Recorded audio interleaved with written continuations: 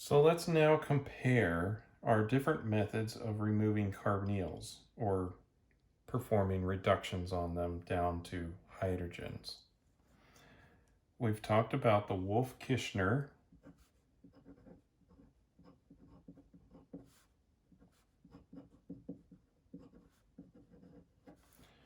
and the conditions for this are hydrazine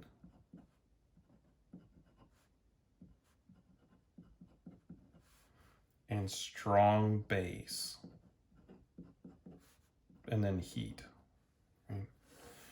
So you'll notice that this requires very strongly basic conditions.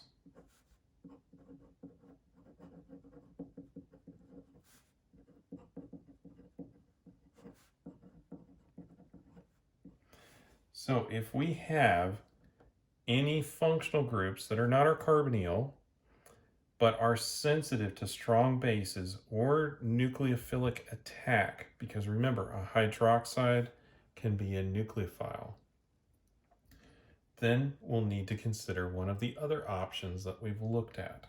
So if we have susceptibility to nucleophilic attack on one of the other functional groups, we'll need to look at something else.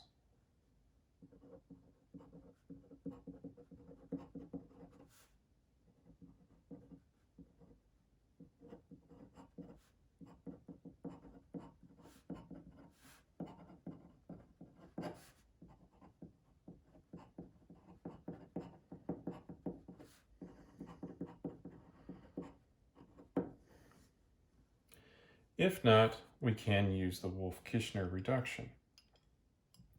Second one we just talked about is the Clemenson reduction.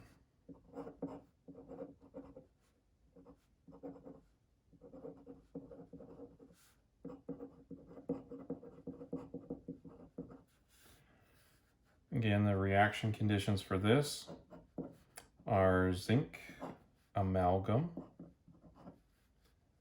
with HCl and a little bit of water. So in this case, we've now switched from needing a strong base to requiring a strong acid. So we'll need to avoid this method if we have substrates that are attacked or susceptible to acidic conditions.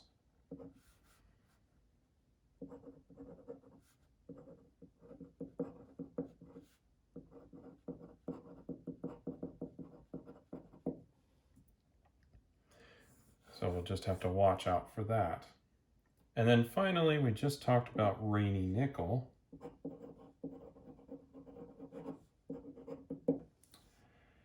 And the conditions for this require this thiol, which can be nucleophilic. Right, these thiols can be nucleophilic. And then we need rainy nickel and hydrogen gas.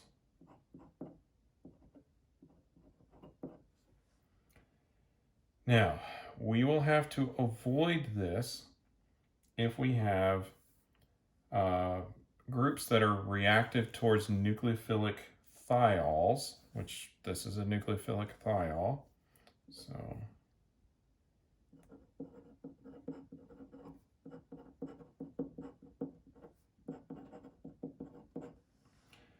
or when we have a reaction that has H2 with a metal catalyst, so hydrogen with a metal catalyst.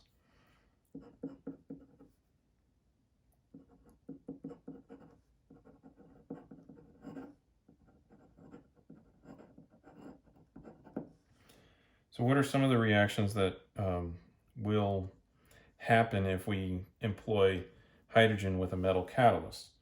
We're going to look at these in the future, but just as a primer, these functional groups include alkenes, alkynes, and aldehydes.